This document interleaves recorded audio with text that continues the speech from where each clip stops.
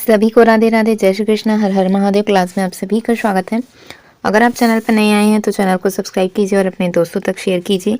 चलते हम आज अपनी क्लास की ओर। आज की क्लास में हम पढ़ेंगे राष्ट्रीय आय, नेशनल इनकम को।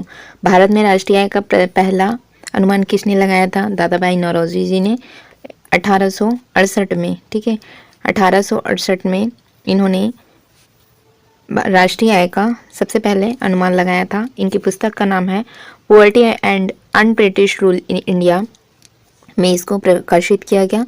भारत में राष्ट्रीय आय का पहला अनुमान दादा भाई नौरोजी द्वारा 1868 में उन्होंने एक पुस्तक लिखी थी।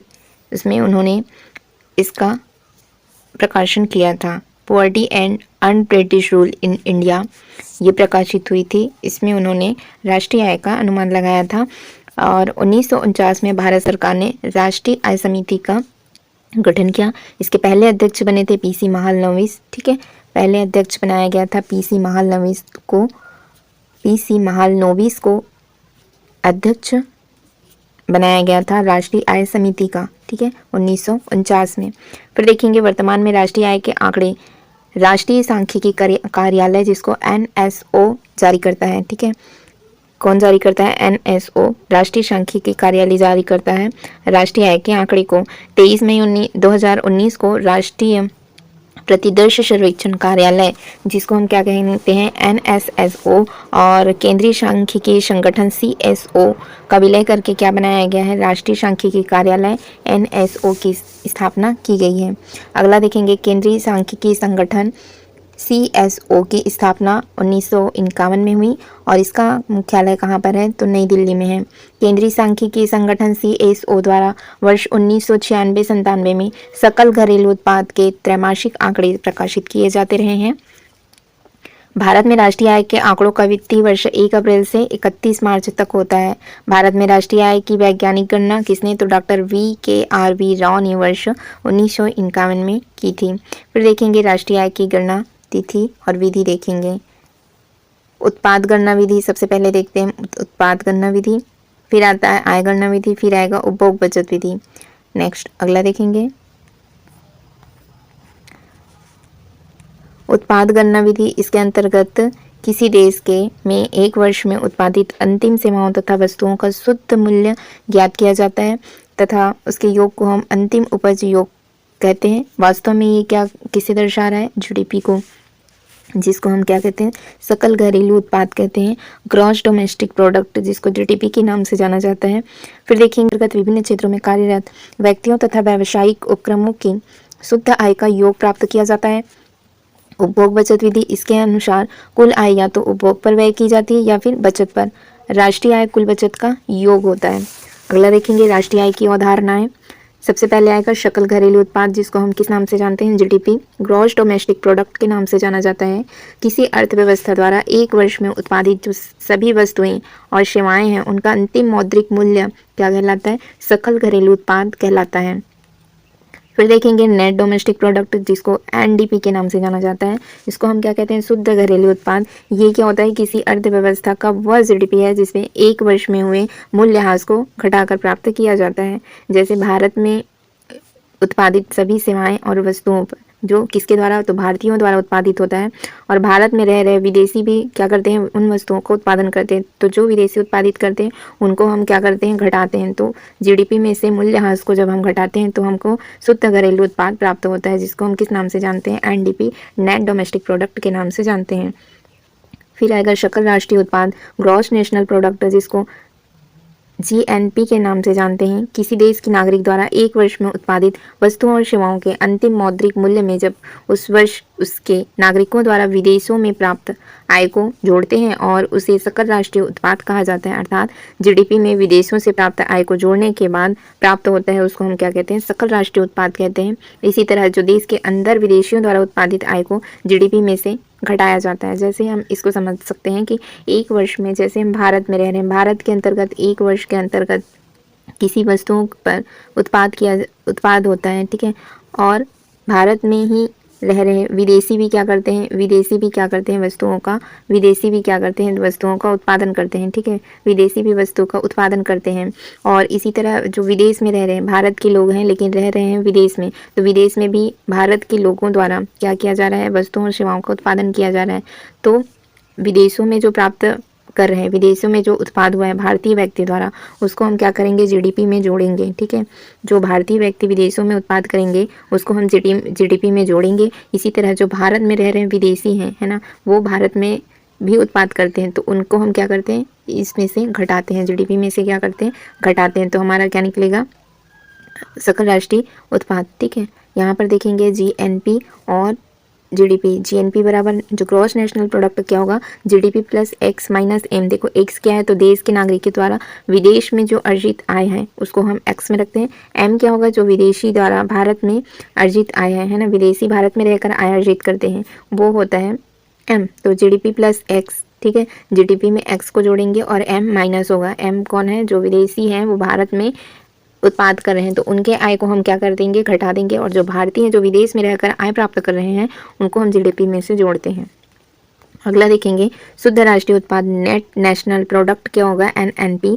किसी अर्थव्यवस्था द्वारा उत्पादित एक वर्ष में सभी वस्तुओं और सेवाओं के अंतिम मौद्रिक मूल्य में विदेशों से प्राप्त आय को जोड़कर और मूल्यह्रास को घटाकर जो आय बचती है उसको हम क्या कहेंगे, शुद्ध राष्ट्रीय उत्पाद। जैसे हम ऊपर में समझे हैं, जो विदेशी है एनएनपी क्या होगा, तो एनडीपी प्लस विदेशी से प्राप्त आय, है ना, विदेशों से जो भारतीय हैं विदेश में रहकर आय प्राप्त करते हैं उसको हम जोड़ेंगे। और जीएनपी माइनस क्या हो जाएगा, मूल्यह्रास। मूल्यह्रास मतलब कि जो विदेशी हैं और भारत में रहकर आय अर्जित कर रहे हैं उनको हम क्या कहेंगे, उनको हम माइनस करेंगे, तो वही क्या होगा, मूल्यह्रास होगा। एनएनपी किसी नेट नेशनल प्रोडक्ट, ठीक है, ये क्या होगा, तो किसी अर्थव्यवस्था को दर्शाने की सबसे बेहतर अवधारणा है, क्योंकि यह उसकी मात्रा, गुणवत्ता, मूल्यह्रास और बाह्य शक्ति को स्पष्ट करता है। एनएनपी को हम क्या कहते हैं, राष्ट्रीय आय कहते हैं। अगला देखेंगे राष्ट्रीय आय। भारत में साधन कारक लागत पर शुद्ध राष्ट्रीय उत्पाद एनएनपी को राष्ट्रीय आय कहते हैं। इसकी गणना के लिए बाजार मूल्य पर प्राप्त शुद्ध राष्ट्रीय उत्पाद में से अप्रत्यक्ष कर को क्या किया जाता है, घटाया जाता है और सब्सिडी को जोड़ा जाता है। भारत में राष्ट्रीय आय की गणना चालू मूल्य तथा स्थिर मूल्य के आधार पर की जाती है। किसी देश के आर्थिक विकास का सही सूचक स्थिर कीमत पर राष्ट्रीय आय है। राष्ट्रीय आय में सबसे अधिक योगदान किसका होता है, तृतीयक क्षेत्र, जैसे कि बैंक है, यातायात है, सेवाएं हैं, ये किस में आते हैं, तृतीयक में। और सबसे कम होता है प्राथमिक क्षेत्र, है ना, जो कृषि है, जैसे खनन है, पशुपालन है, ये किस में आते हैं, वे प्राथमिक क्षेत्र में आते हैं। तो ये सबसे कम प्रभावित करता है और सबसे अधिक योगदान तृतीयक क्षेत्र को होता है। भारत में विदेशों से प्राप्त शुद्ध आय का आंकड़ा कौन करता है, तो भारतीय रिजर्व बैंक के द्वारा इसको जारी किया जाता है, ठीक है। और भारत में पूंजी निर्माण से संबंधित आंकड़े कौन, तो राष्ट्रीय सांख्यिकी कार्यालय द्वारा जारी किया जाता है पूंजी निर्माण, और शुद्ध आय का आंकड़ा जारी करता है रिजर्व बैंक ऑफ इंडिया। अगला देखेंगे फिर व्यक्तिगत आय। व्यक्तिगत आय क्या होगा, तो किसी देश के नागरिकों को प्राप्त होने वाली आय व्यक्तिगत आय कहलाएगी। फिर देखेंगे भारत के प्रति व्यक्ति आय सबसे अधिक कहाँ पर, तो सिक्किम में, और सबसे कम कहाँ पर है, बिहार में है। प्रति व्यक्ति आय सबसे कम बिहार में है, सबसे अधिक सिक्किम में। धन निष्कासन, जिसको ड्रेन ऑफ वेल्थ के नाम से जाना जाता है, इसका सिद्धांत दादा भाई नौरोजी जी ने दिया 1978 में। अर्थशास्त्री राजकृष्ण द्वारा इसको गढ़ा गया था, ठीक है। फिर देखेंगे नेक्स्ट, हिंदू वृद्धि दर राष्ट्रीय आय से संबंधित है। भारत में विदेशी से प्राप्त शुद्ध आय के आंकड़े किसके द्वारा, तो भारतीय रिजर्व बैंक ऑफ इंडिया जारी करता है। बाजार कीमत पर सकल घरेलू उत्पादन, जिसको क्या कहते हैं, जीएनपी कहते हैं। क्या कहते हैं, जीएनपी कहते हैं। एक वित्तीय वर्ष में देश के घरेलू सभी उत्पाद द्वारा उत्पादित अंतिम जो मूल्य होता है और सेवाएं होती है वो क्या है, तो बाजार मूल्य है। बाजार कीमत पर सकल राष्ट्रीय उत्पाद, जिसको हम ग्रॉस नेशनल प्रोडक्ट जीएनपी के नाम से जानते हैं, ये क्या होता है, जीडीपी प्लस विदेशों से प्राप्त शुद्ध आय, वो होगा जीडीपी।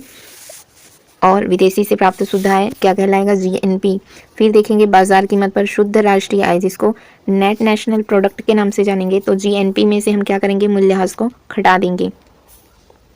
बाजार कीमत पर शुद्ध घरेलू उत्पाद, जिसको नेट डोमेस्टिक प्रोडक्ट के नाम से जानेंगे, तो एनएनपी माइनस विदेशों से प्राप्त आय को, एनएनपी में से विदेश से प्राप्त शुद्ध आय को हम क्या करेंगे, घटा देंगे। अगला देखेंगे फिर कारक लागत पर सकल घरेलू उत्पाद, ग्रॉस डोमेस्टिक प्रोडक्ट, बाजार कीमत पर जीडीपी माइनस अप्रत्यक्ष कर, जिसको क्या होता है, सब्सिडी। फिर देखेंगे कारक लागत पर सकल घरेलू उत्पाद जीएनपी, बाजार मूल्य पर जीएनपी माइनस निवल अप्रत्यक्ष कर। फिर देखेंगे कारक लागत पर शुद्ध राष्ट्रीय उत्पाद या फिर राष्ट्रीय आय एनएनपी, नेट नेशनल प्रोडक्ट। कारक लागत पर जीएनपी माइनस मूल्यह्रास। अगला देखें फिर निजी आय क्या होता है, तो निजी क्षेत्र को घरेलू उत्पाद से प्राप्त आय, विदेशों से प्राप्त शुद्ध कारक आय प्लस सकल घरेलू उत्पाद, चालू हस्तांतरण और शेष विश्व से प्राप्त हस्तांतरण में किसको जोड़ा जाएगा, राष्ट्रीय ऋण पर ब्याज। फिर देखेंगे सकल मूल्य वर्धन, जिसको हम क्या कहते हैं, ग्रॉस वैल्यू एडेड, GVA। वित्तीय वर्ष 2015-16 में सकल मूल्यवर्धन GVA, जिसको हम क्या कहेंगे, ग्रॉस वैल्यू एडेड की अवधारणा किया गया। सकल मूल्यवर्धन किसी देश की अर्थव्यवस्था में सभी यथा प्राथमिक क्षेत्र, द्वितीयक क्षेत्र, तृतीयक क्षेत्र द्वारा किया जाता है। अंतिम वस्तु एवं सेवाओं के उत्पादन का मौद्रिक मूल्य होता है। बाजार कीमत पर सकल मूल्य वृद्धि GVA ये प्राथमिक क्षेत्र, उत्पाद इकाई एवं उद्यमियों द्वारा की गई सकल मूल्य वृद्धि प्लस द्वितीयक क्षेत्र में सभी उत्पाद इकाई एवं उद्यमी द्वारा की गई सकल मूल्य प्लस तृतीयक क्षेत्र में सभी उत्पाद इकाई पर उद्यमी द्वारा की गई मूल्य वृद्धि है। भारत में सकल घरेलू उत्पाद मुख्यतः 3 व्यापक क्षेत्र कौन, कृषि क्षेत्र, उद्योग और सेवा क्षेत्र में विभाजित है। जीडीपी को बाजार मूल्य पर मापा जाता है और गणना आधार वर्ष 2011-12 है। फिर आएगा आर्थिक समृद्धि एवं विकास। ठीक है, आर्थिक समृद्धि एवं आर्थिक विकास, ये हम economic growth and economic development कल की क्लास में करेंगे।